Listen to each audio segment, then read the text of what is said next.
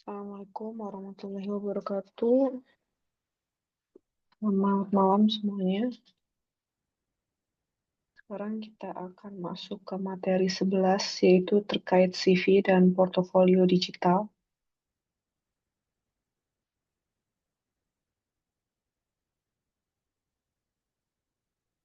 Sebentar.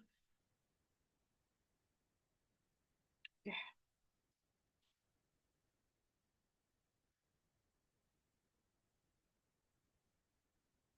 Jadi untuk CV dan portofolio digital, kita akan membahas terkait CV digital yang efektif itu seperti apa, lalu bagaimana caranya membangun portofolio digital yang menarik, membuat blog untuk meningkatkan portofolio, serta tips dan trik untuk mempromosikan CV dan portofolio digital. Jadi, pertama CV itu apa? Mungkin teman-teman sebagian udah ada yang tahu ya CV itu apa. Jadi, CV itu adalah dokumen yang berisi ringkasan riwayat hidup seseorang, termasuk pendidikan, pengalaman kerja, keterampilan, dan juga prestasi. Jadi, secara garis besar, CV ini menggambarkan kehidupan kita semua. Jadi kalau kita apply kerja atau apply sesuatu yang formal, mungkin itu pendidikan, dengan melihat CV aja orang tersebut yang membaca bisa tahu terkait pendidikan, prestasi, kehidupan kita seperti apa. Jadi gambaran secara garis besar terkait perjalanan hidup kita secara formal. Nah, apa bedanya dengan portofolio digital? Kalau portofolio digital itu adalah kumpulan karya atau hasil kerja yang disajikan dalam format digital untuk menunjukkan kemampuan dan pencapaian seseorang. Jadi kalau CV, dia ini list dari pendidikan, pekerjaan, pencapaian, pengalaman, sertifikasi, dan sebagainya. Kalau portofolio digital itu lebih ke arah hasil kerjanya yang dihasilkan, itu dipamerkan dan orang-orang bisa lihat. Kalau misalnya kasusnya di developer, itu biasanya showcase kayak output dari codingan mereka, atau bahkan kadang kayak di GitHub, itu ada yang share coding punya mereka. Kalau di bidang desain, portofolionya bisa berupa poster, maksudnya poster, kalau misalnya video yang mereka udah buat, atau desain, produk, dan sebagainya. Jadi banyak contohnya. Kalau di teknik industri, biasanya kita itu menampilkan angka. Kalau misalnya berhasil meningkatkan produktivitas atau efisiensi, itu akan ditampilkan di situ. Jadi ada perbedaan yang paling besar antara CV tradisional dan juga CV digital. Kalau tradisional tuh masih dibuat dalam format cetak ya, yang biasanya di kertas dulu kita cetak dan disusun dengan tata letak yang sederhana. Nah, terkait formatnya, kalau CV digital ini, karena dia bentuknya digital, dia lebih interaktif dan dinamis. Memungkinkan penggunaan elemen multimedia seperti gambar, video, dan tautan. Lalu kalau tradisional, ini tidak dapat diakses dan dibagikan dengan mudah melalui internet karena bentuknya masih fisik ya. Walaupun misalnya CV tradisional ini sudah dibuat dalam bentuk PDF dan ada di internet, tapi orang-orang itu tidak akan bisa mengaksesnya dengan mudah. Beda ceritanya kalau CV-nya itu di platform. Nah, CV digital ini biasanya dia ditaruh di platform, jadi dapat diakses dan dapat dibagikan dengan mudah melalui internet. Orang-orang tuh bisa langsung akses dan lihat. CV tradisional perlu dicetak ulang setiap ada perubahan. Kalau misalnya kasus yang menggunakan Word, setiap ada perubahan kita kan download lagi as PDF gitu. Kalau CV digital dia ketika kita perbarui langsung berubah dan semua orang yang melihat CV kita itu langsung diperbarui. Keuntungan CV dan portofolio digital tadi pertama fleksibilitas dan kemudahan akses ya. Jadi calon pemberi kerja atau klien, kalau misalnya kasus yang memberikan jasa, jual jasa, itu bisa lihat kualifikasi dan karya kita kapan aja. Bahkan kalau kitanya misalnya lagi istirahat, lagi liburan, CV kita kan tetap ada. Terus mereka bisa akses itu kapan aja. Dan juga presentasinya lebih menarik dan interaktif. Dia bisa disebutkan, bisa menggunakan elemen multimedianya macam-macam. Ada gambar, video, tautan. Jadi kita bisa dapat lebih efektif menunjukkan keterampilan dan pencapaian, membuat kita lebih menarik di mata rekrut ya. Lalu potensi jaringan yang lebih luas. Jadi platform profesional yang paling sering banyak digunakan itu LinkedIn atau biasanya beberapa ada juga yang punya situs web pribadi seperti blog gitu ya. Jadi kalau di search nama kita itu langsung keluar. Beberapa elemen yang harus diperhatikan untuk membuat CV digital efektif. Yang pertama ya, nama lengkap, alamat email profesional. Jadi tolong dipastikan ya kalau misalnya kita bikin CV, alamat email yang nanti ditampilkan itu harus alamat email yang profesional. Jadi jangan kayak ada nama-nama alaynya gitu. Kalau misalnya saya Hasan Nur Hasanah gitu ya.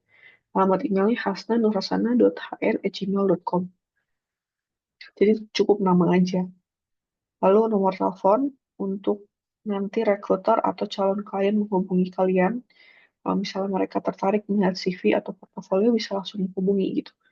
Tautan ke profil LinkedIn atau portofolio online jika ada. Portofolio online ini bentuknya bisa macam-macam. Tadi kan ada web, blog, ada juga yang misalnya YouTube atau TikTok. Nah, tampilan platform-platform yang tadi sudah saya sebutkan itu bisa menyimpan portofolio kalian semua. Lalu bagian pendidikan, gelar tertinggi yang dimiliki. Jadi kalau saya biasanya mengurutkan dari yang paling terbaru ya pendidikannya, lalu mengurut ke belakang. Seperti itu. Jadi kalau pendidikan, gelarnya apa, nama institusinya, tahun kelulusan, dan prestasi akademik yang relevan yang dicapai pada masa itu. Jadi misalnya waktu S2 menang lomba apa, itu dimasukinnya di yang bagian S2. Waktu S1 apa, masukinnya bagian S1. Jadi dipisah ya setiap jenjangnya. Lalu bagian pengalaman kerja, posisi yang dijabat, nama perusahaan, periode kerjanya berapa lama, dan pencapaian-pencapaian penting yang didapatkan atau yang dicapai selama periode kerja tersebut. Kalau saya menyarankan ketika kita mau menuliskan pencapaian adalah tuliskan dengan angka.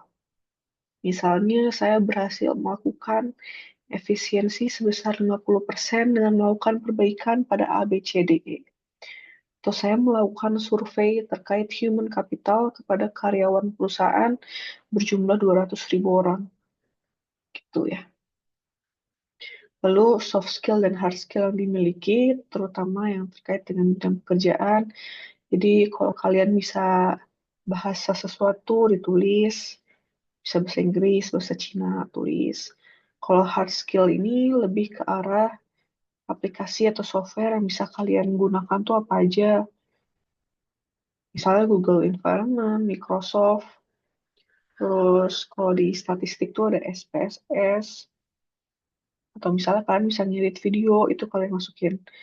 Lalu sertifikasi dan penghargaan yang relevan di bidang pekerjaan, serta kalau bisa masukkan juga nomor yang bisa dihubungi, nomor referensi ya, bisa atasan kalian sebelumnya, atau kolega, bisa jadi nilai tambah. Kalau di bidang akademik, referensi ini bisa dari dosen wali, dosen pembimbing. Lalu terkait desain dan layout sistem digital dan profesional, biasanya ada dua jenis untuk template, ada yang kreatif, ada yang profesional. Jadi kalau untuk yang kreatif biasanya dia itu untuk industri desain atau periklanan. Sedangkan yang konservatif, jadi nggak terlalu casual desainnya, itu lebih ke industri keuangan, hukum, dan sebagainya. Nah, biasanya kalau teknik industri ini cukup fleksibel, karena ada yang fokus ke arah desain produk, itu bisa lebih ke kreatif, tapi ada juga misalnya yang lebih fokus ke arah riset operasional, supply chain, lalu quality gitu ya. Itu bisa lebih ke arah konservatif tempatnya. Lalu warna dan font yang profesional mudah dibaca ada beberapa, jadi jangan terlalu yang macam-macam. Cukup yang mudah dibaca dan profesional aja kelihatannya ya.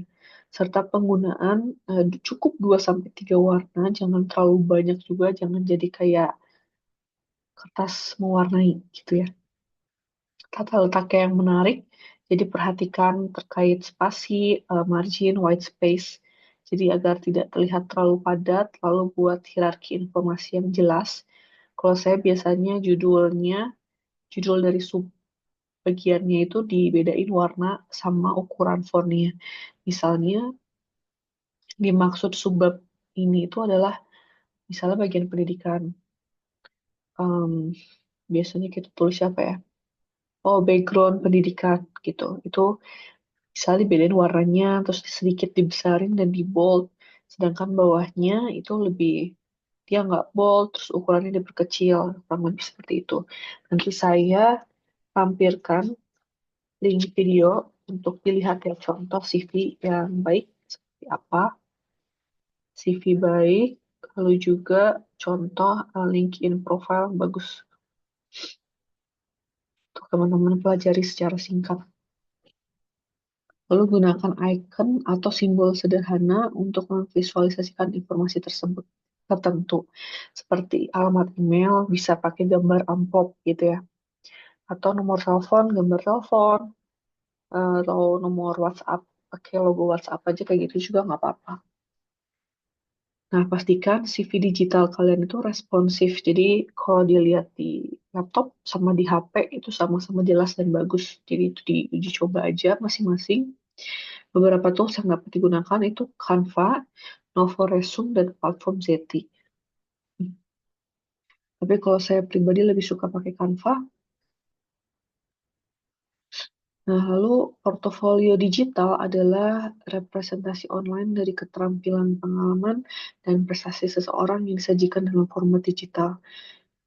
Jadi portofolio digital itu kurang lebih seperti etalase ya. Kalau di supermarket, etalase itu menampilkan produk-produk yang dijual.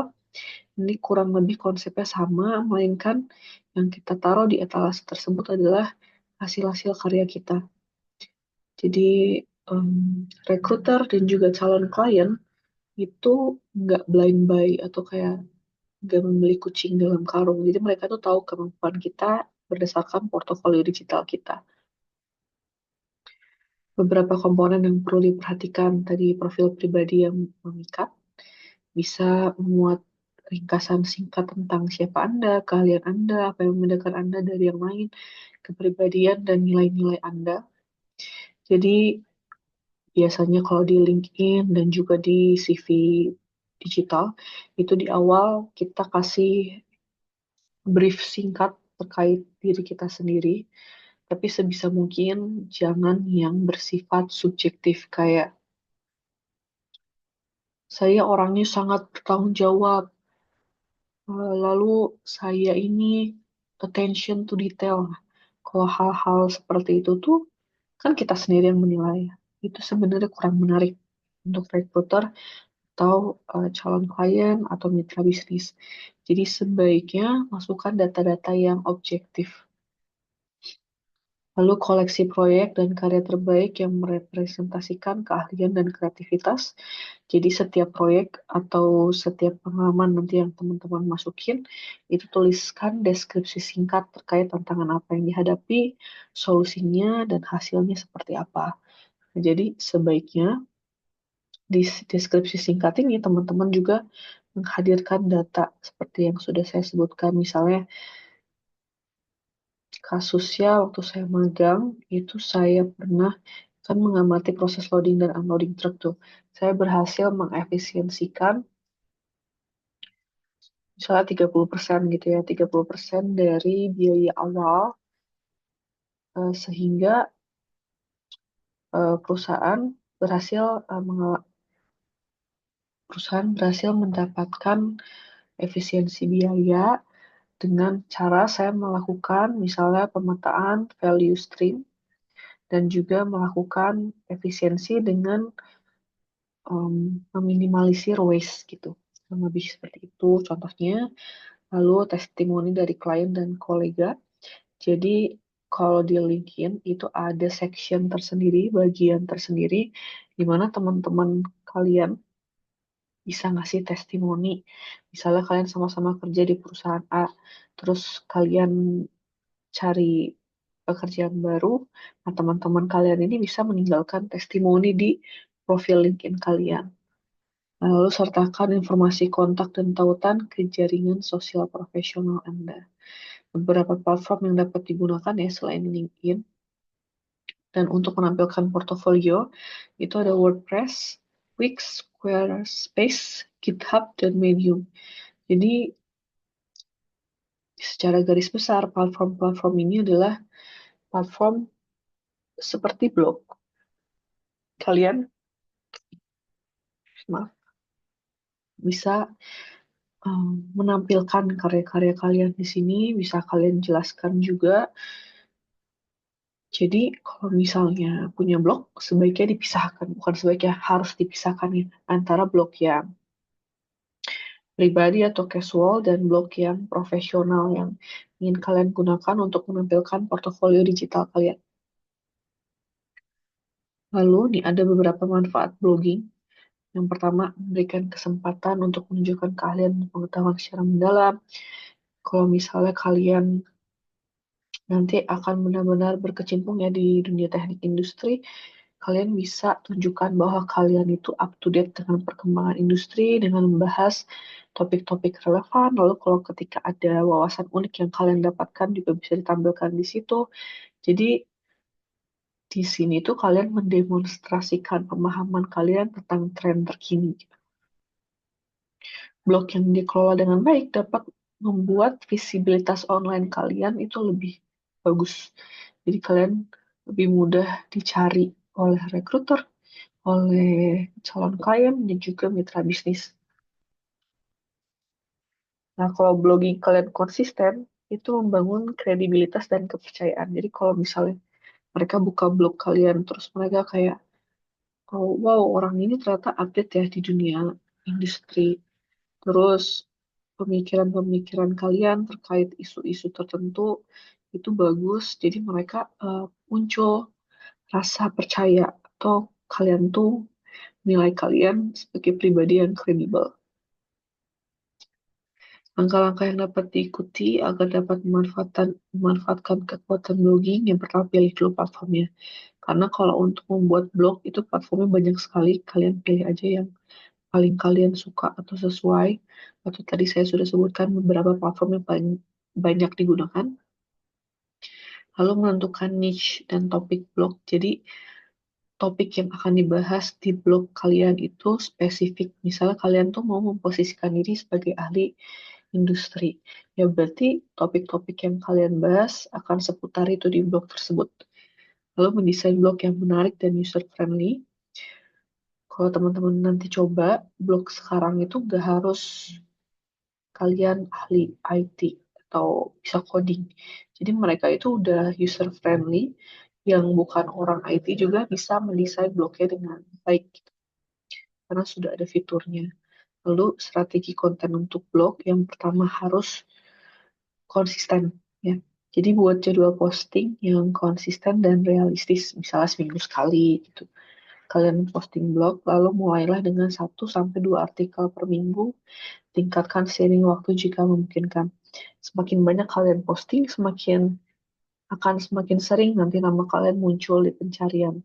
Kalau kata-kata yang kalian gunakan tadi relate dengan kata kunci yang orang-orang cari, yang di bidang kalian cari sama. Variasikan jenis konten, bisa how to, bagaimana caranya memaksimalkan inventory, misalnya kayak gitu. Atau studi kasus dan refleksi personal dapat memberikan keragaman yang menarik bagi pembaca. Lalu mengoptimalkan untuk mesin pencari atau search engine optimization tadi ya. Search engine optimization ini sebenarnya bidang tersendiri. Nanti mungkin akan saya lampirkan video singkat terkait SEO ya, untuk memberikan pemahaman secara garis besar. Nah, beberapa tips dasar untuk SEO tadi adalah gunakan kata kunci yang relevan. Lalu optimalkan meta description, tuliskan deskripsi singkat untuk menarik setiap artikel dan merangkum isinya. Jadi kayak abstrak gitu ya. Jadi di awal artikel kalian itu udah ada deskripsi singkat terkait artikel yang kalian tulis, bawahnya baru secara detailnya. Sama kayak jurnal berarti ya. Lalu buat struktur URL yang bersih, jadi di blog kalian juga bisa memilih URL yang mau ditampilkan terkait artikel tersebut. Lalu optimisasi gambar, beri nama file yang deskriptif. Nah, yang harus diperhatikan, jangan sampai kalian mencuri gambar ya. Karena di bab sebelumnya kan kita udah pernah bahas terkait paten dan hak kekayaan intelektual. Itu harus hati-hati kalau misalnya menggunakan gambar orang lain. Kalaupun misalnya menggunakan gambar orang lain, minimal minta izin atau kutip. Maksudnya kita tuliskan sumber gambar itu di mana. Lalu buat konten berkualitas, jadi jangan asal posting ya, walaupun hanya karena ingin konsisten, misalnya jadi semuanya diposting padahal nggak ada isinya. Lalu bangun backlink, coba dapatkan tautan dari situs web lain yang relevan dan terpercaya ke blog Anda. Ini bisa dilakukan dengan guest posting atau berpartisipasi dalam diskusi online. Jadi kadang kan ada beberapa platform yang memang fungsinya untuk diskusi. Nah, kalau kalian aktif di situ, sering muncul secara aktif berdiskusi, nanti mungkin orang-orang kan ada yang penasaran, ini siapa sih misalnya, ini siapa sih Hasanul Hasan ini siapa? Terus nanti mereka akan berakhir mencari kita gitu. Nanti ketemu blog kita. Sebenarnya kurang lebih seperti itu konsepnya. Lalu tips and trick untuk mempromosikan CV dan portofolio digital ya. Bisa menggunakan media sosial untuk promosi. Jadi ada beberapa nih media sosial yang lagi hits banget akhir-akhir ini. Yang pertama LinkedIn, tapi dia kalau kita bicara tentang LinkedIn, fungsi utamanya adalah networking profesional. Jadi segala sesuatu yang kita update di LinkedIn itu berkaitan dengan hal-hal yang profesional. Jadi jangan update galau-galauan di LinkedIn. Nah, kalau di Twitter, dia itu ideal untuk berbagi pemikiran singkat. Mungkin sekarang namanya bukan Twitter ya, bisa di X atau di Thread ya. Bisa berbagi pemikiran singkat, misalnya kita bahas terkait tren industri yang sekarang, tentang industri 4.0 atau social 5.0. Ya, apapun yang bisa kalian bahas ya. Dan berinteraksi dengan tokoh-tokoh penting di bidang Anda.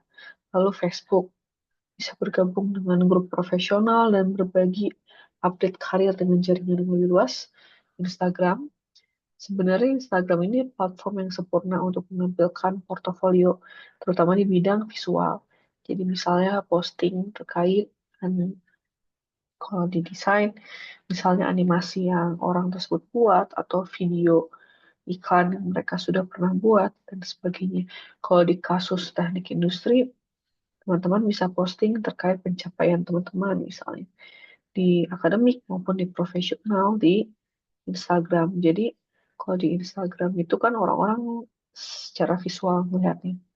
Teman-teman tampilkan, jadi setiap momen itu diabadikan, terus diposting. Itu juga salah satu bentuk membangun personal branding.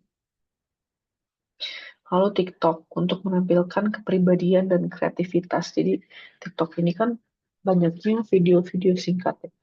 Teman-teman bisa bahas lagi terkait tren industri, pemikiran, dan juga ide-ide kreatif itu di TikTok tapi dalam bentuk video atau foto ya, foto yang slide gitu.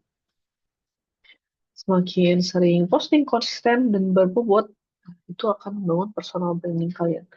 Kalau misalnya kalian bisa sampai viral gitu ya, orang-orang akan lihat, akan memandangnya, oh kalau mau belajar atau lebih mengetahui lebih dalam terkait industri itu ke si A gitu. Seperti itu. Kunci dari promosi, konsistensi, dan autentisitas. Jadi kita tuh otentik, ya berbeda dari yang lain, dan juga berbobot setiap materinya. Lalu adalah meningkatkan jaringan dan koneksi, bisa dengan bergabung dengan komunitas profesional, baik online dan offline, bisa di grup LinkedIn, forum industri, asosiasi profesional, ya teman-teman bisa lakukan, lalu menghadiri webinar dan workshop, kan banyak. Nah, kalau udah hadir itu kita berpartisipasi secara aktif, jangan kalau di WhatsApp tuh silent reader gitu, jangan hanya sekedar tentang aja, tapi ikut berdiskusi, ikut bertanya, lalu ikut membagikan pemikiran.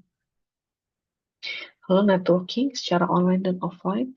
Kalau misalnya teman-teman punya profesional yang teman-teman kagumi, jangan ragu untuk hubungi, untuk berbagi pikiran atau meminta saran. Jangan sedih kalau misalnya nggak direspon ya. Namanya juga kita udah coba. Nah, ini adalah bagian dari meningkatkan jaringan dan juga koneksi. Nah, tapi di sini ada notes nih bahwa networking itu bukan tentang apa yang aja yang kita bisa dapetin, tapi apa yang bisa kita berikan ke orang tersebut. Jadi kalau misalnya kita pastikan ya menghubungi orang itu kita punya nilai yang bisa kita berikan juga. Lalu menerapkan personal branding yang efektif nih. Personal branding adalah cara Anda mempresentasikan diri kepada dunia profesional, mencakup nilai-nilai, keahlian, dan citra profesional yang ingin diproyeksikan.